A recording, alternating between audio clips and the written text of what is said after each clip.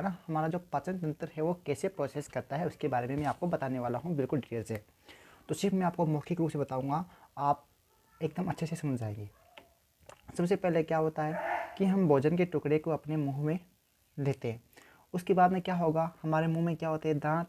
दांत क्या करेंगे, उस भोजन को छोटे छोटे टुकड़ों में तोड़ देते हैं। उसके बाद में हमारे भोजन मुंह में क्या होती है, जीभ होती है। जीभ क्या करेगी, उस भोजन के टुकड़े को हमारी लार के साथ पूरी तरह मिक्स कर देती है। ठीक है। उसके बाद में हमारे लार में एक एंजाइम होता है, उस एंजाइम का नाम होता है लार एमिलेस एंजाइम। लार एमिलेस एंजाइम या उसे लाला ग्रंथि बोलती है, लाला ग्रंथि होती है, लार ग्रंथि होती है, वो साबित करती है लार एमिलेस एंजाइम, या उसे टायरिन भी बोलते हैं। वो क्या करता है, उस भोजन के जटिल अणुओं को सरल अणुओं में तोड़ देता है और भोजन पूरी तरह एकदम मिक्सअप हो जाता है जीभ की सहायता से। ठीक है ना, वो लार के साथ पूरी तरह मिक्सअप हो जाएगा और एक लसलसा पदार्थ बन जाता है जिसे हम निवाला कहते हैं। उसके बाद क्या करेंगे, हम अपनी जीभ की सहायता से उसे अंदर गिर जाएंगे, है ना, अंदर ले जाएंगे और वो ग्रसिका के द्वारा होते हुए कहाँ जाएगा, अमाशय में जाएगा। फिर अमाशय में जाएगा तो अमाशय में उस भोजन में क्या होता है, हमारे अमाशय में हमारा अमल होता है। कौन सा अमल होता है, हाइड्रोक्लोरिक अमल।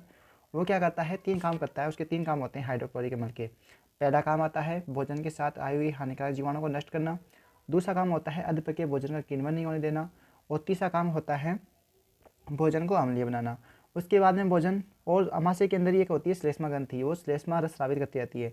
वो क्या करती है, उस अमाशय के हमारे अम्ल अमाशय होता है उसकी जो भीतरी अस्त्र होता है उसकी हाइड्रोक्लोरिक अम्ल से रक्षा करती है श्लेष्मा ग्रंथियाँ। ठीक है ना।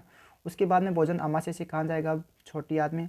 छोटी आंत में जाता है तो छोटी आंत में जाने के बाद में जो भोजन आया है अमाशय से वो कैसा है, अम्लीय है। इसलिए उसके ऊपर जो अग्नाशय जो एंजाइम साबित करता है ट्रिप्सिन और लाइपेज ना, वो उस पर क्रिया नहीं करते हैं। इसलिए क्या करेगा, जो भोजन शुद्धांत में आया है ना, छोटी आंत में आया है, वो भोजन अम्लीय है। इसलिए वो क्या करेगा, पित्ताशय से पित्तरस प्राप्त करेगा और भोजन क्षारीय बना दिया जाता है। उसके बाद में अग्नाशय 2 एंजाइम साबित करेगा, लाइपेज और ट्रिप्सिन। लाइपेज वसा का पाचन करेगा और ट्रिप्सिन प्रोटीन का पाचन करता है। ठीक है। अब छोटी आंत होती है, इसकी लंबाई व्यक्तियों में 7.5 मीटर पाई जाती है। ठीक है ना, 7.5 मीटर पाई जाती है। और इसकी लंबाई भी है ना अलग अलग डिपेंड करती है। जो जीव होते हैं सेल्यूलोज का पाचन करते हैं, यानी घास फूस पेड़ पौधे ये खाते हैं ना, उसके अंदर छोटी आंत की लंबाई ज़्यादा बड़ी पाई जाती है मांसाहारी के बजाय। और जो मांस खाते हैं उसके अंदर छोटी पाई जाती है। तो मनुष्य के अंदर पाई जाती है 7.5 मीटर। अब क्या होगा, उस शुद्धात्मा के जो भोजन है ना उसमें अंदर उसको वसा का पूर्ण पाचन हो जाएगा और वसा की बड़ी गोलिकाएं वो छोटी गोलिकाओं में खंडित हो जाती है, भोजन पच जाता है, हमारे शरीर की सभी कोशिकाओं तक पहुंचा दिया जाता है। जो भोजन नहीं पचता है वो भेज दिया जाता है बड़ी आंत के अंदर। बड़ी आंत होता है, वहाँ पर क्या होगा, जो भोजन नहीं पचा है ना उसके अंदर जल का अवशोषण होता है और बड़ी आंत की लंबाई होती है 1.5 मीटर होती है। ठीक है।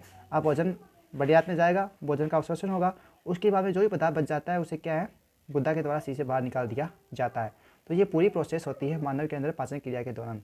आशा करता हूँ आपको वीडियो चलेगी होगी। वीडियो चलेगी तो लाइक करना, चैनल को सब्सक्राइब करना।